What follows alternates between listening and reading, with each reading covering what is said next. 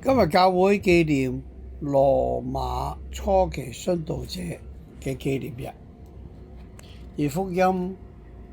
就係記載啲人擠擁住耶穌，而耶穌好清楚咁話俾佢哋知，我哋需要真正明白跟隨佢係要唔好有所顧忌，有所牽掛。所以經師話，不論佢講邊度，佢都會跟隨。但係耶穌講，狐狸有穴，飛鳥有巢，人子冇枕首嘅地方。換言之，如果我哋真正願意將我哋嘅一切奉獻俾主嘅時候，我哋要毫無保留，充滿勇氣同埋信心，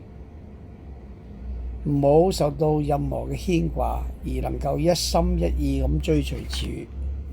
甚至好似初期羅馬教會嘅殉道者一樣，甚至將自己嘅生命都要奉獻。